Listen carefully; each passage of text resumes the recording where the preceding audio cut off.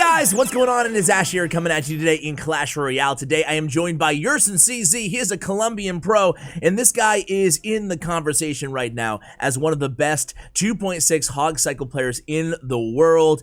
Is he the next Jack? Is he the next Lucas? Well, he hasn't done it consistently for the same amount of time in terms of top ladder finishes as those guys have, but he's proving that 2.6 is back. Did it really ever go anywhere though? It's back at top ladder, but it's always been still one of the most popular decks in the game since, you know, the very beginning of Clash Royale. So today, we're going to go ahead and do something a little bit different because I've done, you know, this is probably the 6th, I don't know, the 10th 2.6 Hog Cycle here in 4 years that I've shared on the channel. So I actually wanted to start out with a couple replays here against Carl the Legend, Lavaloon, and then against Golem, because a lot of people ask me how to handle those matchups and how to win them as a 2.6 player. So we're going to start with those, and then we'll watch live ladder. He's currently 26th, I believe, in the world, so we'll just go ahead and play live and see what type of matches he has, and you guys can enjoy this very, very high skill gameplay. Don't listen to the people in your clan who call 2.6 a low skill deck. It is one of the highest skill decks inside the game.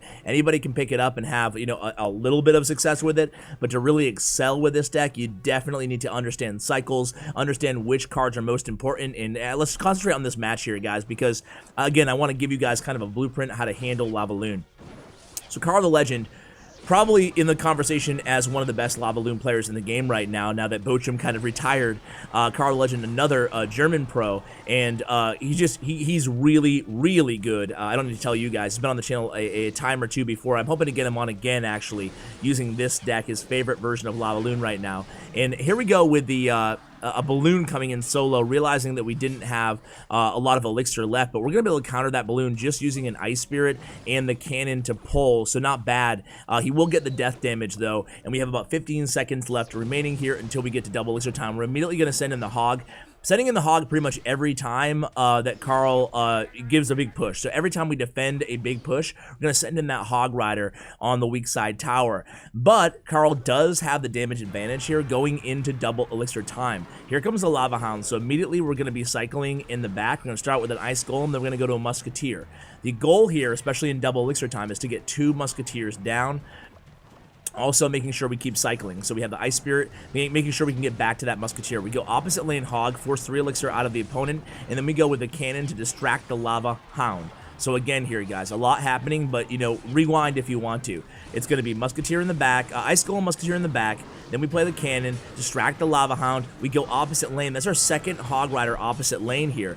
Carl misses that Goblin Cage pull. Now there's another Lava Hound coming in the right lane. We get a few hits on that left tower, about 15 seconds or so remaining here in regulation. We're going to try to keep this Musketeer alive. Nice Ice Spirit to get that baby dragon targeted onto the Ice Golem rather than the Musketeer. This time the Hog Rider does head towards that Goblin Cage, but again, nice defense here from Yerson. Very, very nice defense, right? So now look at the left lane. We have a Brawler and a couple of guards. We're going to use that log, clean up there very nicely, and again here on defense, we have another Musketeer. See how he's cycling multiple Musketeers on every defense? The power of a cycle deck, right? So again, we get a Musketeer on that right tower, guards come down, Goblin Cage comes down on that Hog Rider here about 25 seconds into sudden death overtime, and again, we have that Ice Golem in hand here. We're going to be pulling that balloon again with the cannon. Don't be afraid when the balloon starts to look like it's going to go to your tower. It will always turn for the cannon as long as you have that placement ahead of time. Now we get the Hog to the tower there. Hog gets a couple swipes, swipes in, whatever. And then we go ahead and just fireball log out, and there it is. That is a blueprint to how to handle Lavaloon. And again, you can come back, bookmark this video if you guys want, come back to this matchup, because this is really textbook how you handle a Lavaloon matchup. Now let's go ahead and cover kind of a textbook matchup on Golem. It's another beatdown deck, but it's similar, a very similar matchup in a lot of ways. So here comes the Golem matchup here, guys, against period. Multiple periods. So from Nova, Germany. So we're going to go ahead and obviously with 2.6 Hog Cycle, the fastest, really viable meta deck right now in the game, and pretty much always.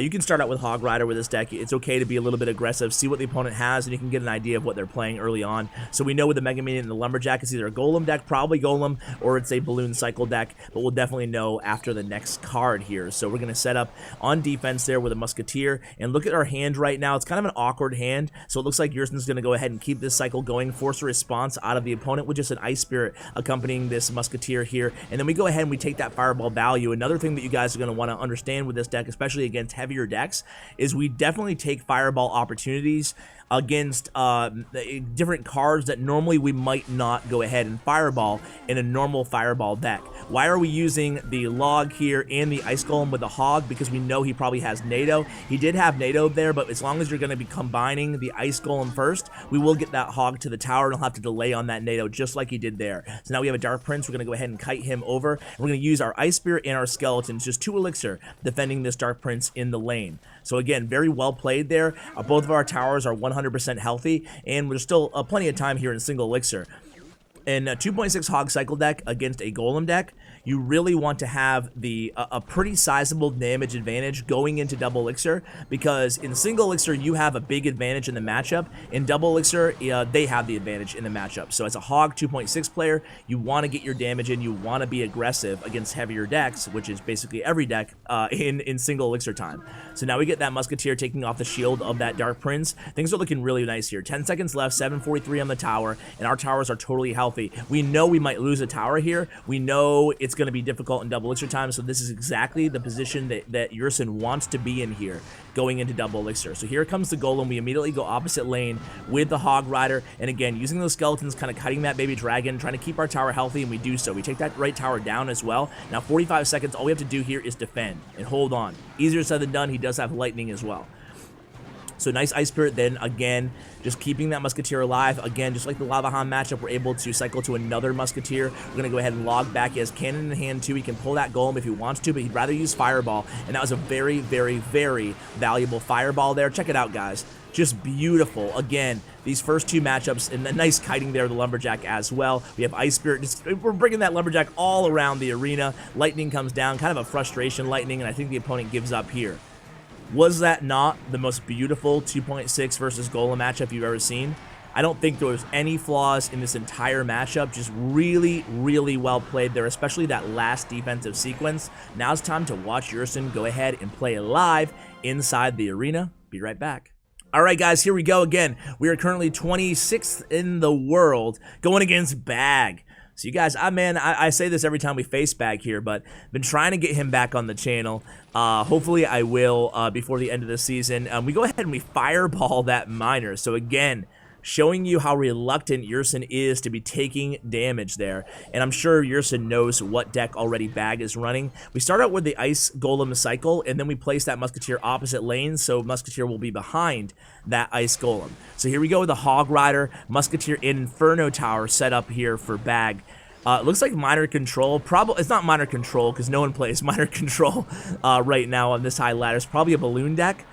With the Inferno Tower. He has Barb Barrel as well. Interesting choice of small spell in this deck, but again, seeing that Barb Barrel is kind of a tell that it is a Balloon deck because he wants that extra tank for the Balloon, right? He has Miner, Ice Golem, and Barb Barrel. So I'm guessing the last 2 cards are probably like Snowball Balloon or a Big Spell and Balloon. So here we go. It's going to be a Ice Golem in the right lane, and we're going to go ahead in with a Hog Rider as well, and it is probably a Snowball and Balloon. So here we go. Hog Rider connects with 1 hit, and the Fireball rains down on that Musketeer. So he has, let's see what he has for that Musketeer. He'll be able to clean up very, very easily here. See how aggressive he is with his spells, again, especially in single Elixir time. He does take 1 hit, but it's okay because Bag's at this point kind of splitting up his damage onto both of our towers. So good non-defend there. We have 1 Elixir lead. We go ahead and we just cycle a Naked Log in the right lane, again, trying to chip away at that tower. So here we go with Ice Spirit at the bridge as well. Ice Spirit doesn't connect with the tower, and here it comes. We nailed it, guys. It is a Balloon deck, so see how we handle this. See the Skeletons DPSing that down that Ice Golem. Very well played there. Then we have the Musketeer again in the right lane, and again, we will take Balloon death damage, but no direct hits. That's the most important thing, obviously. Ice Golem back down again to tank for this Musketeer, and Miner comes in trying to snipe that Musketeer. He does keep that Musketeer alive to finish off that, no, not finish off the Inferno Tower. 1 more hit, and we might have gotten a Hog hit on that tower, but still a nice offensive sequence there for Yerson. It's going to be a tough matchup, though, against a player of the caliber of Bag, right? So we go in with that Hog Rider. Bag very reluctant to use an Inferno Tower at this point, obviously, so we score 1 hit on that right tower, and here comes another balloon push in the left lane. We go again with that cannon to pull that balloon. Nice cannon placement there. We have skeletons on that Musketeer in the left. Now, Ice Spirit is in hand. Also, Fireball. Beautiful Fireball. Just pushing that balloon out of death damage, I believe. Yeah, that was really, really well played. See that cannon placement? See the precision placement here by Yerson, guys? This is definitely something, you know, you guys can be the judge. Is he better than Lucas? Is he better than Jack or Ian or whoever? Like, I don't know. These guys are all amazing to me. But this is like flawless gameplay here, guys. And again, this time he will take the death damage to that balloon, Curse of Ash, right?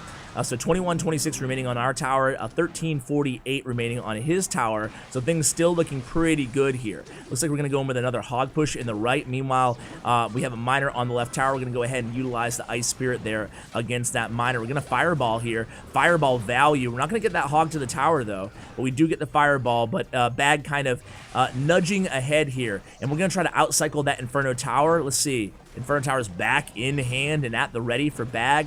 Let's see what we do here. We do have Fireball in hand. We're back to Musketeer as well.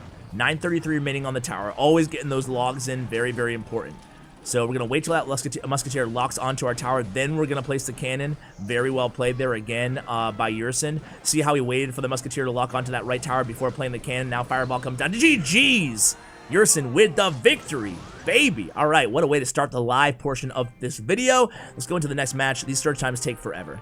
All right, guys, here we go.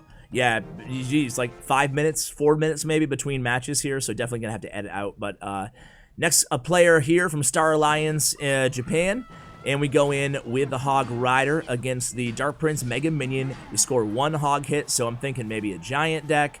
Who knows though? See Dark Prince and Mega Minion. You think Giant beat down? Poison comes down too, so yeah, Goizen, right? Like the olden days. I wonder if he has like Mini P.E.K.K.A. as well. Take us back to the Shanghai tournament days. Shanghai tournament, for those of you who didn't watch, this is back in, I think, 2016.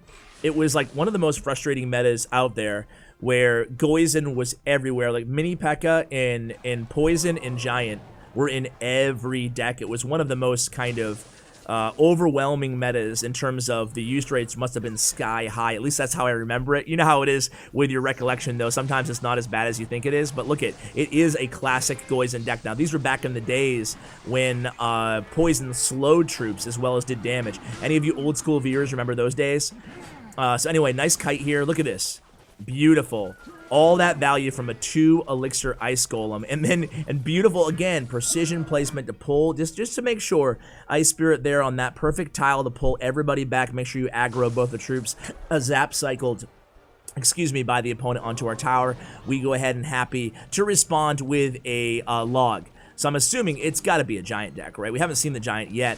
About halfway through this match, we send in that hog. And why did we send in that hog right there, guys? Basically to prevent the opponent from getting a big Giant push in that left lane, assuming he is playing Giant, which we think he is at this point, right? Because he cycled the Mega. When they cycled, oh man, Giant Sparky maybe? Goblin Giant? I don't know. So it's a Sparky deck. Ooh, this is going to be challenging. At least it would to me. It's not like we're playing Zap. We have the log version, of course, of 2.6, which is the normal version of 2.6. Now we're going in double elixir time. We don't have the huge damage advantage, and there's the Giant. How are we going to defend this here? It's going to be cannon. It's going to be Musketeer on the opposite side. We're going to go ahead and log back that Sparky. Skeletons to distract the Sparky. Musketeer finishes off. See that the delay on the Musketeer placement, guys? Just to make sure that the Musketeer would lock onto the Sparky and not the Giant. Again, really well played. Cannon placed on the left side, making sure we can pull that Giant away from the Musketeer. Delay, delay, delay. Musketeer, log, pushback, beautiful defense. And again, taking that fireball value against that Sparky, since it is cycled on the tower that we're going for here. If that Sparky was played opposite lane, I don't think he would have gone ahead and used the fire. He would be fireballing it. At least not until it gets to the bridge where we can get more fireball value. Again here, let's see if we can defend this. I get so scared every time Sparky comes down, but again, flawless defense there. Now we go in with a Hog Rider. Basically, again, after every... Oh my god, fireball! Beautiful fireball there. Forces the Mini P.E.K.K.A. to hit the skeletons as well. So that is just, again, just beautiful there. And now we go in with Ice Spirit and another Hog. Okay, this is not going to be a good Hog Rider, right? There's no way the Hog gets through that Sparky. So that was a misplay for sure. The first misplay that I've actually recognized in this entire video. And then we missed the Dark Prince. So look at this, and he knows it. Yerson not happy about this. This is going to be very difficult to defend, guys. We do have Fireball in hand. We play Musketeer first. We need Skeletons. Skeletons are down for that Sparky. And now we have Ice Spirit down. Doesn't hit the Sparky. Oh man, I'm talking like such a big game, but hey, I think that's going to be GG actually. A couple fireballs and a log will finish this off. Good game. Somehow, even with those misclicks there, he was still able to come out with a victory. All we need is one more fireball log. We should easily be able to cycle to that. When your tower is below 800 HP when you're playing 2.6, you know it's a very easy victory. And look at how fast. It takes him like, what, 10 seconds to cycle to a couple fireballs. Very well played. 2-0 in the live portion. Hey, let's keep it going, guys. Let's go into another match. All right, guys, here we go in the next match. I apologize. I actually checked in between. He is currently 11th in the world. So very, very well done here. 11th in the world with 2.6, and we go into a Fisherman matchup. So that's an early King Tower activation. Notice that the opponent here obviously playing in top 20-ish ladder right now, a Royal Giant deck as well, and he has a level 12 Fisherman. It goes to show the power of the Fisherman. I've shared obviously a lot of Fisherman decks here this month on the channel. Even if your Fisherman is under-leveled, really advise you guys to give it a try because he's really strong and he's not that level dependent. Think of him like, you know, Giant Skeleton or Skarmy or one of those cards, right? Where level, it matters, but it's not crucial to having success with the card. So it looks like it's definitely a Royal Giant deck. I shared this deck on the channel recently. It's the strongest, in my opinion, Royal Giant deck going around right now in the meta.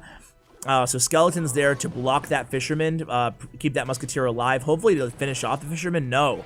So now we have a Royal Giant Fisherman push here in the left. That's not going to be good. Forces an Ice Golem out of our hand, and now we go ahead and defend with the cannon. We have to use a log as well. That Fisherman is still alive. Royal Giant gets one shot on the tower. Every single hit from that Royal Giant is going to be very, it's gonna suck. That's my professional commentary here. Nice delay on that Musketeer, try to snipe that Furnace away. Again, with a 2.6 deck, you cannot be taking Fire Spirit damage from a Furnace. Really have to defend every single wave of these Fire Spirits. Furnace, a really annoying card to go against. This is actually a really annoying deck to go against. If his last spell, if his big spell is Fireball, I think that we're looking all right. I mean, I think he has advantage either way, but if it's a Fireball, I think we're looking all right. If it's Lightning, I think we're screwed because, again, Lightning can really decimate our Cannon and our Musketeer. So here we go with a Hog Rider to kind of kite this baby D. Actually, it doesn't work out that well. Fisherman there for our Hog Rider. And another reason this matchup is so difficult is because it has the Fisherman, right? For us, he's going to have it ready every time for the Hog, and he does have Lightning. Not going to be able to take down our Musketeer, but look at how much damage we're going to give up here. What do you get? 2 hits on that tower? It's already down to 765. 35 seconds or so right now remaining here in the contest, but things not looking so good. So we go left lane, try to be a big push here, but again, that Furnace is in hand. Fireball comes down on the baby D. Musketeer is still alive, going to finish off that baby D, but all that for one swing. On the left tower, excuse me, 2992. Right side still the lowest at 1877, but look at our tower, very unhealthy there at this point. So 15 seconds ticking off the clock. Here we go in with the Ice Golem. We go in with the Hog Rider as well. Ooh, man. I don't know what he can do here. Beautiful just defense by the opponent and really not giving Yerson any options. This is a difficult matchup, guys. Not to like make excuses, but I don't know. You tell me, what could he have done differently inside this contest? I felt like he's actually clinging on to life here pretty well, but the opponent just had to cycle a few logs, get one Royal Giant hit, or even cycle lightnings because he has plenty of defensive options between the Furnace and, of course, the Fisherman on defense. So here we go. We go and we have a log down. We have a cannon placed right on that Royal Giant, trying to keep that cannon out of lightning range. Doesn't matter. Lightning's down. One shot from the Royal Giant. That's going to be a big fat L. That was a tough one, man. That was a tough one. He's laughing about it too. Let's do one or two more, guys. All right, guys, here we go. Against Abu Riche from the Leb squad. Shout out to all my Lebanese viewers out there. Here we go. Hopefully not another Royal Giant Fisherman matchup. That was brutal there, guys. Miner comes in. And, hey, Inferno Dragon. There's a card you don't see necessarily every day. We'll see how we do against the Inferno Dragon deck. So Skeletons finish off that Miner. And Inferno Dragon, we should be able to counter. Okay, we just cycle a log there. We should be able to counter this, okay, with an Ice Golem or even an Ice Spirit, which wasn't even in hand. So it's another Lava Hound deck. Oh, man. All right, so another Lava Hound deck here, guys. This time it's going to be Lava Miner. When you see the Inferno Dragon, you think maybe like the Mega Knight deck, but you also think Lava Miner, and it definitely is. So he has Baby Dragon as well. There's the Baby Dragon. Going to be difficult here. But let's see. I'm glad that we played one more match here in this video because I really want to see how he handles this matchup. So we go in opposite lane with that Hog Rider, trying to take advantage of the fact that he doesn't have a lot of ground cards, the opponent, and we can just wait to defend that Lava Hound. Look at that Musketeer. Perfect placement there, and we practically take that right tower. The opponent has nothing to do but to laugh. Very well played. You can tell that Yerson is not afraid or intimidated of these Lava Hound matchups like I would be. So here we go. He actually decides to defend there. I'm not sure I love that play because we can just log and then would take the tower and get rid of the guard. So essentially 3 elixir wasted by the opponent there. Just let the Musketeer go, right? Anyway. So let's see. Here comes a Lava Hound in the left. We cycle an Ice Spear, always trying to chip away at the tower in the left. And then we cycle Skeletons as well. We're going to try to, again, get 2 Musketeers down here on the left on defense. And we want to be aware, of the miners. So we're going to want to use, okay, I was going to say use the Ice Golem or Skeletons to protect our Musketeer. Let's see. We can even use a cannon to protect our Musketeer, so let's see what he does here. The Miner comes in on the Musketeer. We try to snipe it away, but he does kill our Musketeer. This is going to be difficult here, guys. We're going to wait for our Fireball, definitely. Let's see. Fireball now. We missed the Inferno Dragon, but beautiful Skeletons there, and Ice Spirit. Man, really well played. Taking that Inferno Dragon down. And this is the last stand of the opponent here, guys. This is their last shot to make something happen. And again, the double Dragon push, Fireball coming down, Zap coming down on the Musketeer. We have Musketeer back in hand, though. So let's see. Musketeer's down. Really high placement on the Musketeer, but we have Ice Golem in hand. And there's the cannon to protect the Musketeer. Let's see if we can log everything off. Fireball will clean up again. Beautiful Fireball, Ice Spirit there, 10 seconds, 9 seconds. Oh my god, Ice Golem in hand. We're back to another Fireball after 1 card though. Cannon, 2, 1. Oh, GG's, he does it. Oh man. Hey, shout out to Yerson. Yerson has a YouTube channel. I'll also put it in the pinned comment and the description below. Just want to give him a huge shout out for coming on the channel. What do you guys think of his gameplay? I was really impressed. Huge shout out to statsroyale.com. You can check out his whole player log and stats there at Stats Royale. And of course to Bren Chong, my YouTube partner. Check out his information as well. Hope you enjoyed the video as much as I did, guys. Hopefully this one provides you, again, kind of a template to handle some of those difficult matchups. So thank you for watching, and as always, take care, guys.